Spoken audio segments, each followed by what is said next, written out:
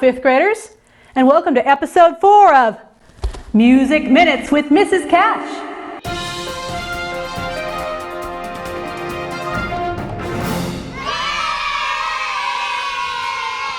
Hope you all had a great weekend and got out there and enjoyed the sunshine. Let's start today with a look at the class Nasturtium. He's still growing. We've got 4 leaves now. We had 3 last week, and I can see that there's another new leaf coming on. He's also standing up a bit straighter because I remembered to turn him. Pro tip. He's still growing. This week I'll transplant him into a bigger pot. Kind of like you guys moving from general music to band and choir next year. Speaking of that, if you haven't let me know if you're going to choose band or choir for next year, make sure you get that information to me this week. Either send me an email or answer the assignment in Canvas. Really looking forward to making more music with you guys next year. Now back to Fred. Oh wait, didn't tell you. Lola G was the only one that sent in a name suggestion for our lovely Nasturtium, and it was Fred. So Fred it is. Class, introducing Fred the Nasturtium. We'll see what he looks like next week in a glorious new pot. On today's episode, we'll have an interview with a high school music student, work on some flashcards, and a little bit of bass clef review. But first, how about that video last week? Historians say country music began around 1920 in the United States. The main goal of a great country song is to tell a story. The Grand Ole Opry started as a radio show around 1925 and still continues today as a showcase of country music's finest.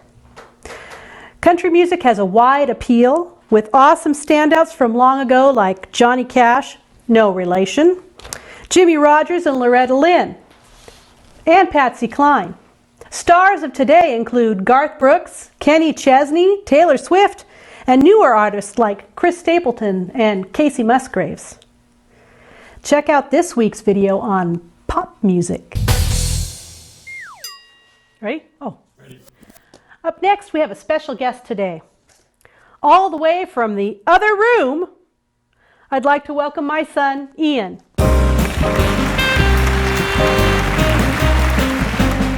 Hey Ian, thank you for being here today. My pleasure. Tell us a little bit about yourself. Well, I'm 17 years old. I'm a junior in high school, and I'm your son. Nice.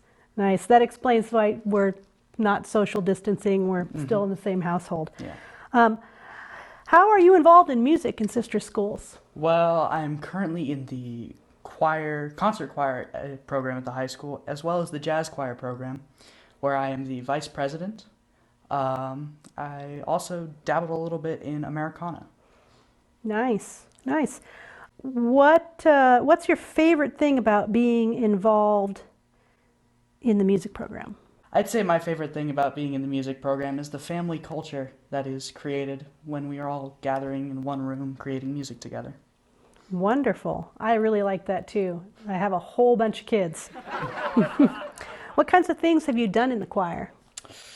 We've done musicals. My freshman year we did Cinderella the musical, where it was a great old time. I was an understudy for one of the leads, and I got to learn a lot about what goes into a production and, how much work it actually takes. It's quite a lot. There were a lot of costumes in that production. There were. Yeah.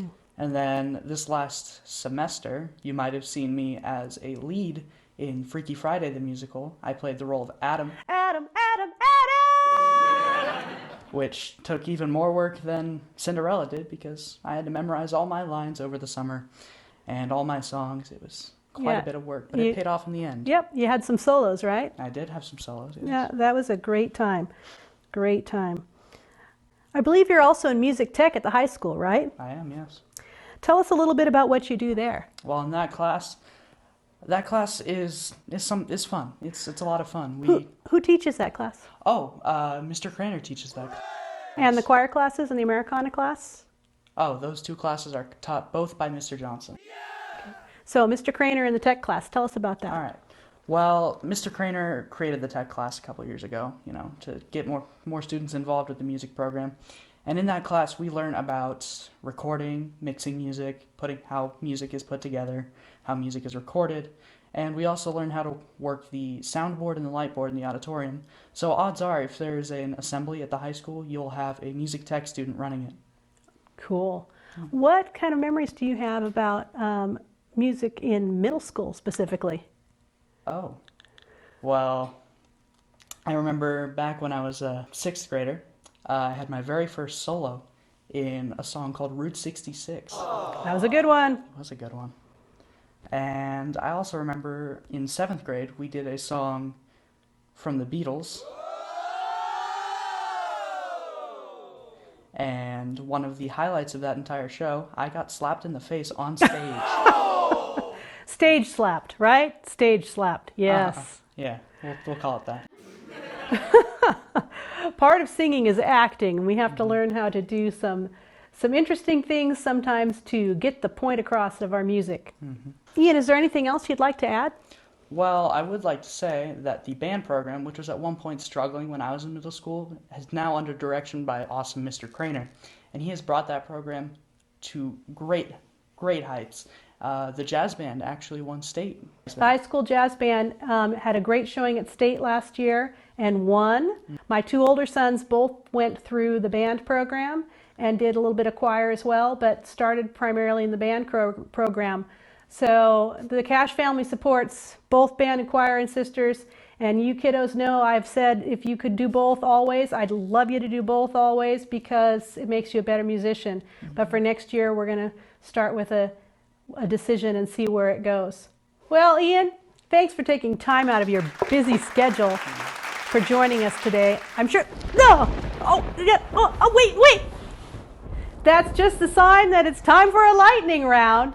Nothing to be scared of, but we'll see you later at dinner. Yeah, for sure. Thank you. Boy, still hard to get used to. All right, we're ready for that flashcard round, kiddos. Let's see what comes up first. Oh, you recognize that, friend? It's been a while since we've seen it. It's a bass clef. Do you remember what bass clef is also called? Bass clef is F clef.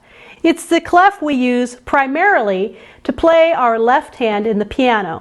Also, instruments in the band like tuba and trombone use bass clef to read their music. We'll review a little bit more of bass clef later in today's episode. Let's see what's next. It's a time signature. Tells us how many beats per measure and what note gets the beat.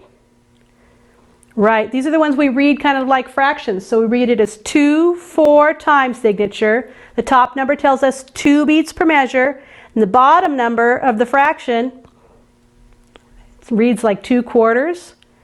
Says the quarter note. 2 beats per measure, quarter note gets the beat. So let's try that one more time. 2/4 time signature, 2 beats per measure, quarter note gets the beat. It's what we show at the beginning of a piece of music, so we just know how many beats to expect in each measure. How about one more for today? I told you it was going to be short. Now that's a dirty trick. You've not seen that word yet. We've talked about it on occasion, but it didn't ever make it up to our vocab board, so I'm sneaking in a new one. That says tempo. Tempo is a part of music that tells us how fast or slow we sing or play. There are many Italian words to help us describe different tempos, from slow, largo, to super fast, presto. In another episode, we'll go over all of those so you're ready for a band and choir next year. I think that's enough vocab for today. Let's move over to the piano and talk a little bit about bass clef. Let's talk a little bit about bass clef. Bass clef is also called F clef. And just like the treble clef, G clef helped us remember what one of the lines or spaces was.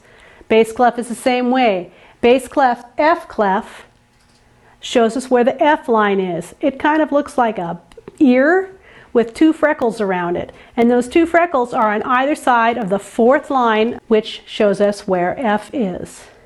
Now there are other ways you can remember the names of the lines and spaces. The bottom line on the bass clef is G for the ground.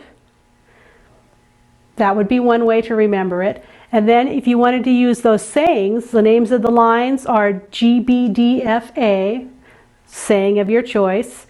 Good boys do fine always, or my favorite, good burritos don't fall apart.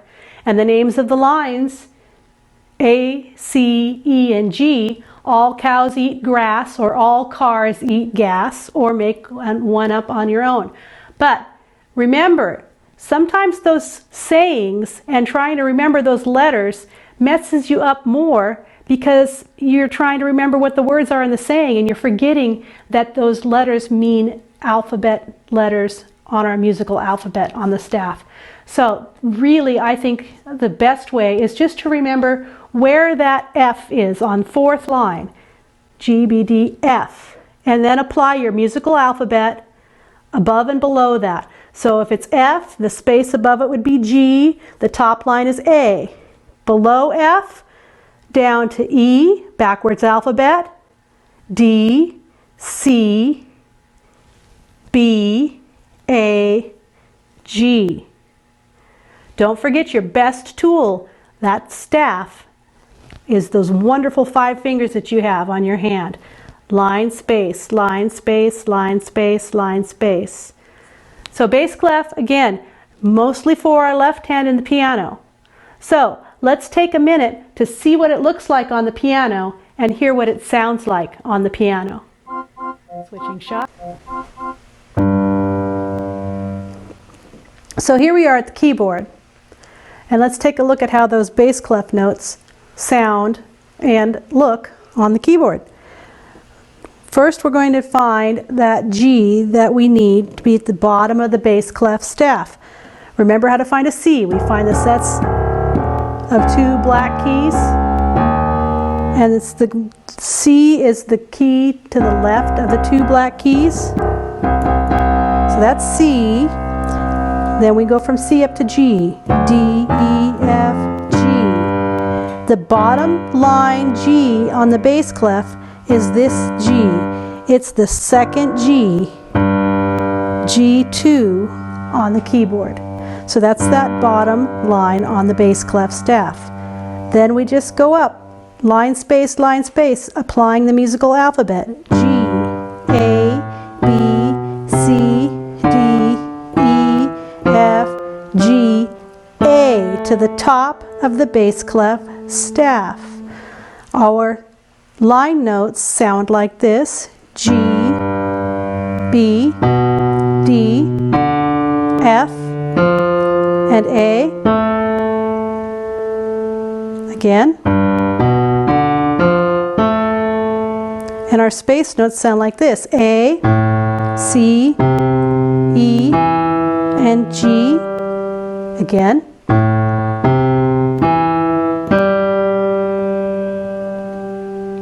Remember, there are notes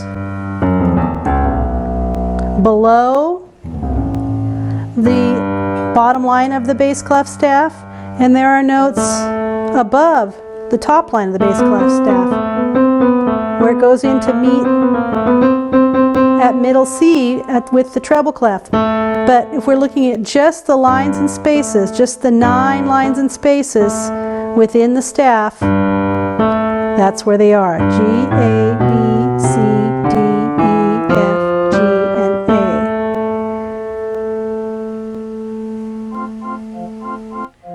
A. Spend some time this week hanging out in the bass clef or F clef. I'll give you the choice. You can either choose bass clef or F clef. It's up to you. Ha, gotcha. It's the same thing. Remember what they are. Draw yourself a staff, lines and spaces. Practice drawing a bass clef with its freckles around the F line, and then write the letter names of the lines and spaces on the staff.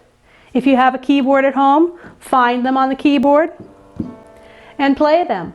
If not, just work with them on the staff. Done. Well, that's it for today, kiddos. I can't wait until we can see each other again, for real. Keep making music and find some time to get outside. Say goodbye to Fred. Bye for now.